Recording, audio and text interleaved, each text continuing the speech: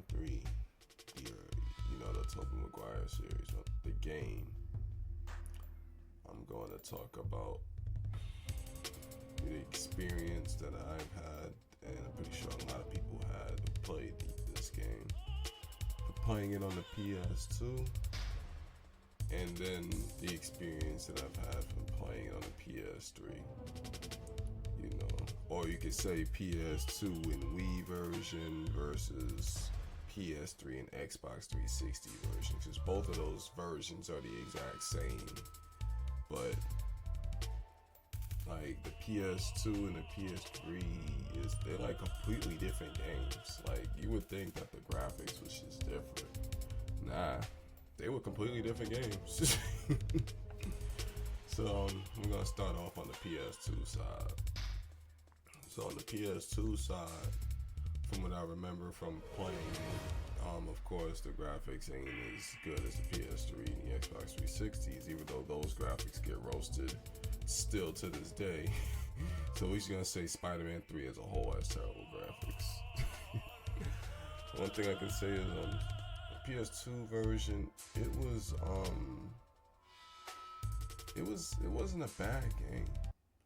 Like they had slightly different boss fights. Like they had that vampire dude. I forgot his name. And then they had his wife. What's his name? Phobius or whatever his name is.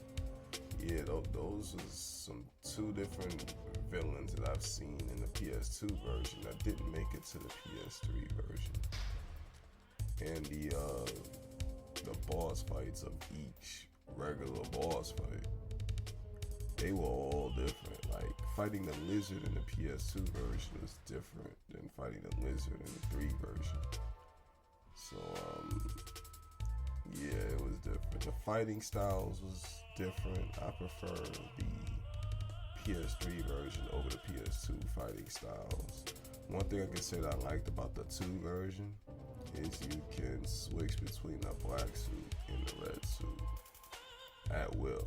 Like you can do it in the middle of a fight.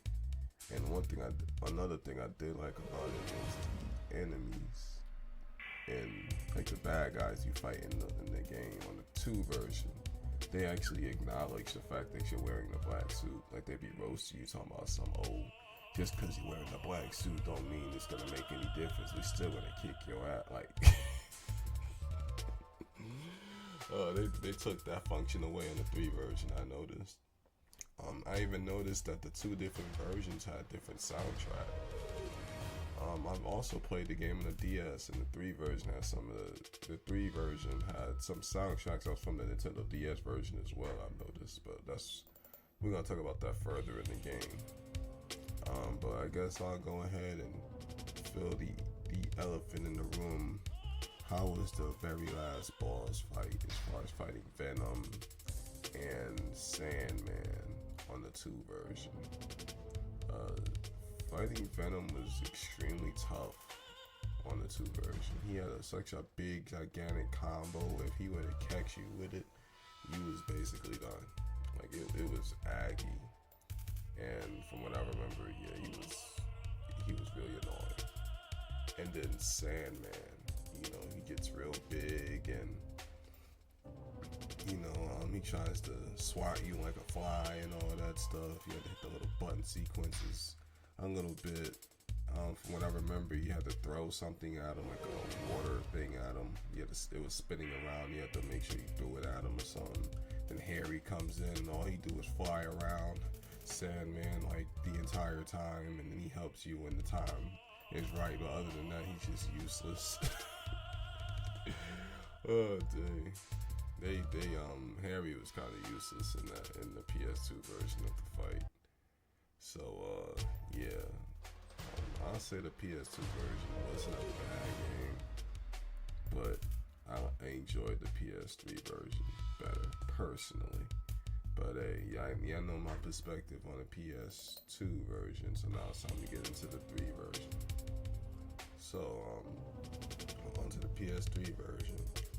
I'll say that the 3 version, it was more like like it was kind of like an upgraded version of Spider-Man 2. You ever played the Spider-Man 2 game on the PS2? It was like that, but more upgraded.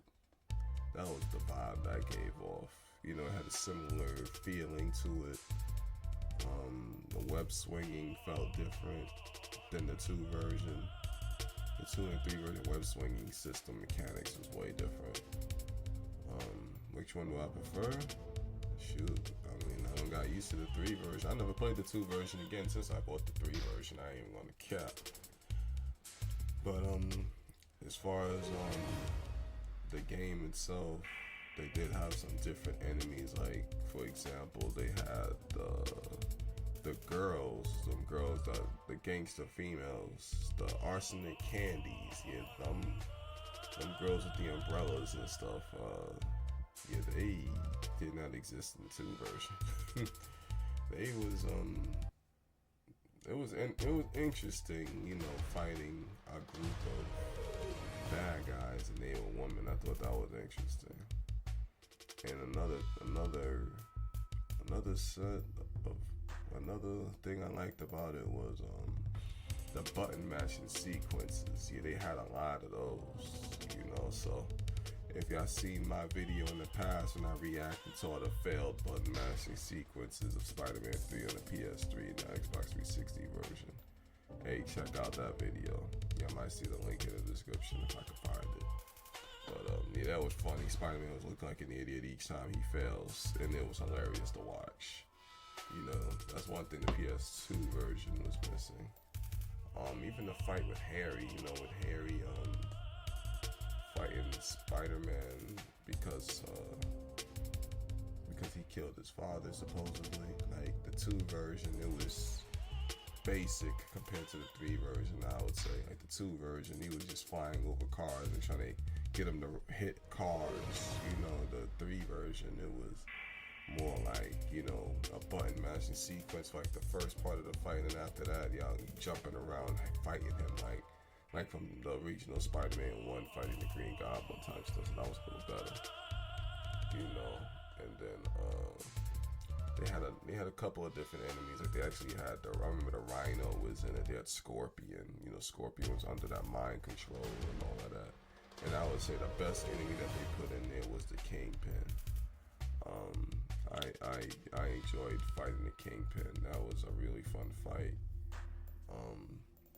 Shoot, I actually like the soundtrack for that. I wouldn't be surprised if I put that soundtrack in the background of this of this video, because that was a good fight. You know, with the black suited Spider-Man and Kingpin was beating his ass and all of that.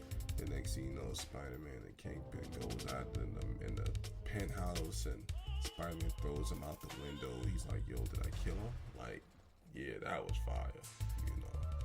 So yeah, when you're in the black suit in the 3 version, you can't go back to the red suit. It's you just a black suit the entire time.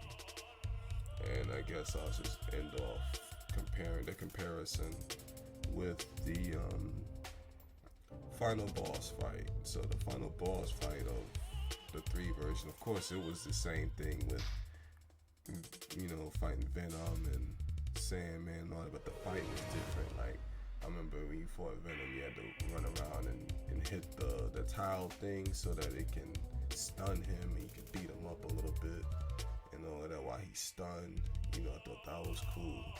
They actually made Harry, the new Goblin Harry, as a playable character. So before you, like, as you fighting them, it switches to Harry and it shows him, like, when to go and save Peter, you get to actually fly to the fight location. So if you wanted to, you could fly around the city for a little bit as Harry. And yeah, I thought that was cool. You're able to fly around the city as Harry, as the new Goblin. That was fire. You know, you get there, he's actually way more useful. You know, you get to play as Harry going against the Sandman and the button mashing sequence and all that. And the part that, of course, the funny part is if you fail him, you just see Harry fly away in the sandstorm multiple times. That was hilarious. But yeah, the PS3 and the Xbox 360 version was better, but that doesn't make the PS2 and Wii version no less. Make sure y'all like, share, and subscribe. If you want me to do this type of comparison with any other game, let me know. We up out of here.